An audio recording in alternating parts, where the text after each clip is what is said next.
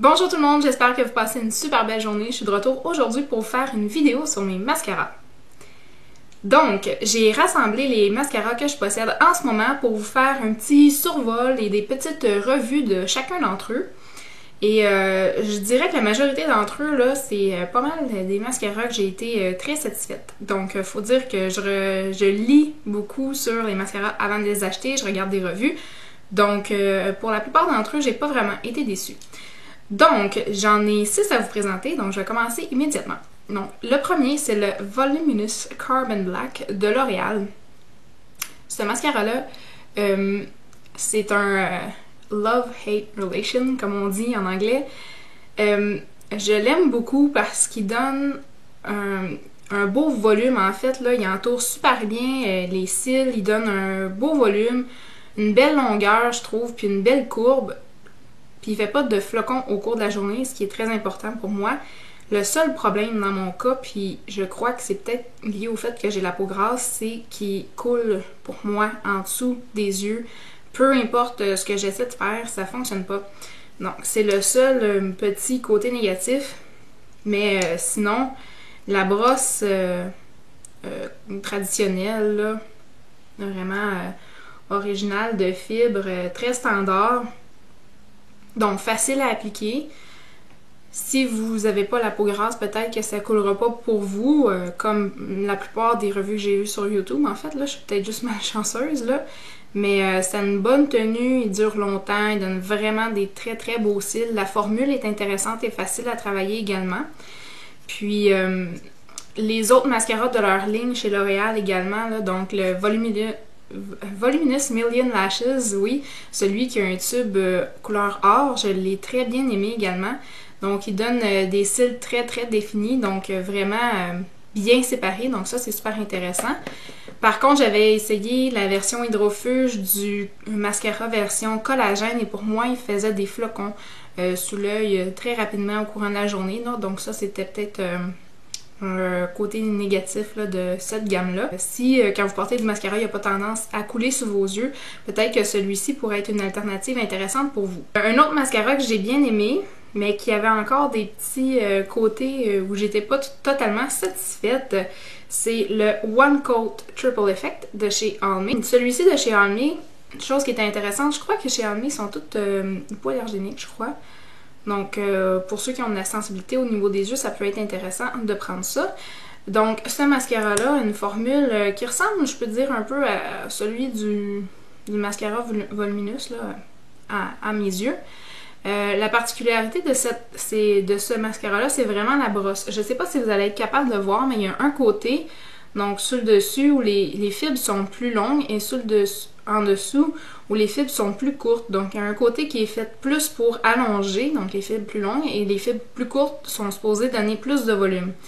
Puis si on le penche comme ça sur le côté, ben c'est comme... il est plutôt plat. Le petit côté négatif de ce mascara-là, c'est pour celles qui sont habituées de faire les cils du bas de cette façon-là, vont peut-être avoir un peu plus de difficulté étant donné qu'au bout, c'est vraiment... l'embout est vraiment droit. Mais sinon, c'est un mascara, dans mon cas, qui n'a pas coulé, qui n'a pas fait de flocons, qui donne une belle définition. Donc un beau volume, une belle longueur. Dans mon cas à moi, ce que j'ai trouvé, c'est peut-être qu'il tenait un peu moins bien la courbe des cils au courant de la journée. Mais ça peut être quelque chose qui est intéressant si vous êtes capable d'apprendre à manier ce genre de brosse.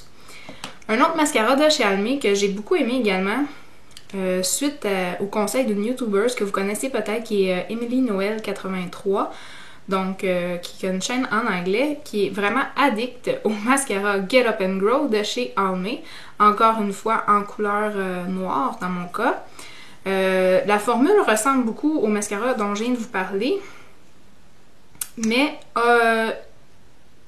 il y a une brosse plutôt standard, donc qui est plus comparable à la brosse de chez Voluminous.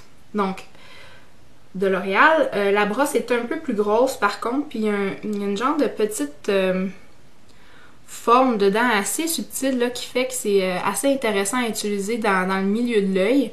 Puis la forme aussi de la brosse, puis le fait qu'il n'est pas trop énorme, fait que c'est assez simple d'aller chercher les cils au coin interne et au coin externe de l'œil, ainsi que de travailler les cils inférieurs. Donc, encore une fois, on a un bon volume avec ce mascara-là, une bonne longueur, une bonne tenue. Ça n'a pas coulé en dessous de mon œil, ça n'a pas fait de flocons. Moi qui est très capricieuse à ce niveau-là, je peux vous garantir là, que pour moi, ça a été une réussite pour ça. Et la seule chose, dans le fond, que je dirais là, qui est à propos de celui-là, c'est qu'il faut vraiment apprendre à travailler avec la formule du produit. Donc, c'est une formule qui est un peu plus sèche, qui est pas du tout liquide, là, en fait. Là. Puis, il faut vraiment travailler avec le produit pour avoir un volume plus intéressant.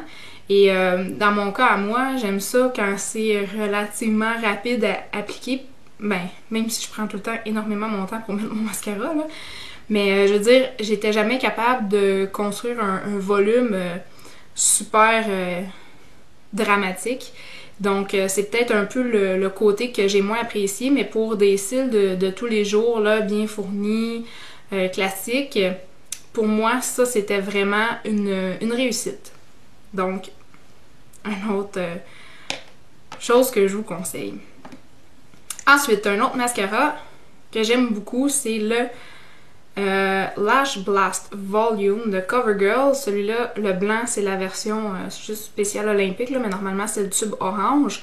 Donc, celui-ci est en version hydrofuge.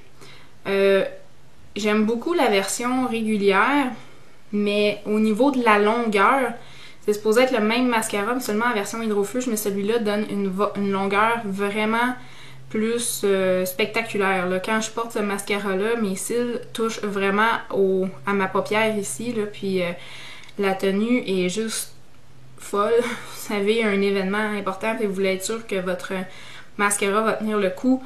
Ça, c'est vraiment votre allié numéro 1, je vous le garantis. Il va résister à des baignades, à des pleurs et ainsi qu'à une douche si vous prenez pas un démaquillant qui est conçu pour le mascara hydrofuge. Donc ça, c'est vraiment, depuis que j'ai découvert ça dans mon périple de mascara avant mon mariage, c'est vraiment celui-là que je rachète et que j'en ai toujours un tube là, qui est à portée de main. Donc je vous le conseille énormément. Donc mon prochain mascara que j'aime beaucoup, que j'ai découvert dernièrement, en fait, c'est un mascara frère-sœur, en fait, avec celui-ci. C'est le Lash Blast Fusion de CoverGirl, que ça fait longtemps qu'il est sorti, mais bon, j'essayais de terminer mes autres mascaras avant de me l'acheter, de terminer mon projet Ten Pan. Donc maintenant que je l'ai essayé, je suis capable de répondre aux YouTubers qui ont dit qu'il ressemblait beaucoup à celui-là, le Lash Blast Volume régulier. Et je peux vous dire que c'est faux. Dans mon livre à moi, j'ai tellement porté l'autre longtemps. Je suis vraiment capable de vous dire qu'il y a une différence entre celui-là et l'autre, donc la formule volume. Donc premièrement, je vais vous montrer la brosse, qui est la même là, pour le volume et la fusion et la formule hydrofuge. Là. Donc la brosse avec en plastique, avec les poils qui sont plutôt courts, donc il faut vraiment apprendre à manier cette brosse-là. C'est un peu plus dur là, d'aller chercher les cils à l'intérieur, mais quand on s'y habitue, là, c'est pas trop pire. La différence vraiment que j'ai constatée avec ce mascara-là, c'est vraiment, je sais pas si vous allez pouvoir voir, c'est que dans le produit, j'ai pas lu nulle part qu'il y avait des fibres à l'intérieur de ce mascara-là, mais je suis convaincue que c'est le cas parce que quand je retire la brosse, je vois plein de petits poils qui sortent, puis ça faisait ça quand il était neuf, donc je suis convaincue que c'est pas moi qui a contaminé le pot, là.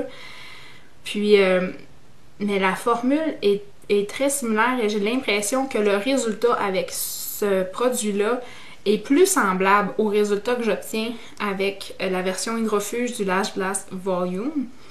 Et ça fait pas de flocons, ça fait pas de motons, puis ça coule pas non plus sous l'œil au courant de la journée. Donc ça, c'est vraiment un plus. Puis c'est un volume aussi qui peut être construit, donc on peut rajouter plusieurs couches pour obtenir le résultat voulu. Et d'ailleurs, c'est le mascara que je porte en ce moment. Et puis ça, comme je vous disais tantôt, je suis quelqu'un qui est très méticuleuse au niveau du mascara, donc ça c'est le résultat, mais avec seulement une couche bien travaillée. Donc sur les cils supérieurs et inférieurs. Finalement, le dernier produit, c'est un produit que j'ai racheté la semaine dernière, parce que l'autre était rendu pas très présentable. C'est le Great Lash de chez Maybelline New York en version claire. Donc, que j'utilise uniquement dans mon cas pour comme gel de sourcils.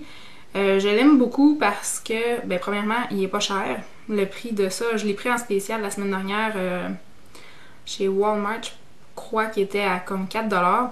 Je sais pas si c'est moi qui est aveugle, mais j'ai pas vu tant de compagnies que ça qui font des mascaras transparents, là. Donc, voici la brosse.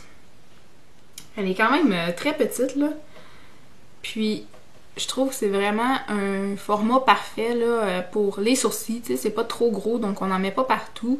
C'est facile de contrôler la quantité de produit, donc on a seulement à peser moins fort. Puis moi, ce que je fais par la suite, après avoir mis ça, c'est que si par malheur j'en ai mis un peu trop et j'ai l'air d'avoir les sourcils pleins de gel, je vais tout simplement passer avec un goupillon par-dessus le sourcil pour rebrosser le sourcil et les placer en place. Puis quand ça sèche, on n'a vraiment pas un effet mouillé sur le sourcil. Donc c'est vraiment génial. Puis pour le prix et la durée, là, ça dure vraiment une éternité. Là. Moi, dans le fond, je l'ai remplacé parce que je trouvais qu'il était rendu un peu dégueu. Là, mais sinon, ça dure vraiment longtemps. Pour le prix, c'est assez imbattable. Donc c'est ce qui fait le tour de ma revue, de mon survol et revue de mes mascaras du moment. C'est des mascaras pour lesquels je me suis vraiment informée avant de les acheter, puis finalement, la plupart d'entre eux, j'ai été très satisfaite. Donc, je vous les conseille tous. C'est sûr que on a tous des expériences différentes au niveau du maquillage, dépendamment de notre peau, ou ainsi de suite, là.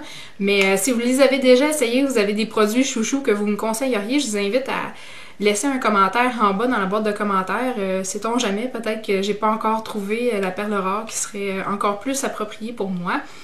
Donc j'espère que vous avez aimé la vidéo. Si oui, donnez des petits pouces, c'est toujours encourageant. Si vous n'êtes pas encore abonné à ma chaîne, je vous invite à le faire, donc à vous abonner en cliquant en haut. Et sur ce, je vous souhaite de passer une excellente fin de journée. Je vous dis à bientôt dans une prochaine vidéo. Bye tout le monde!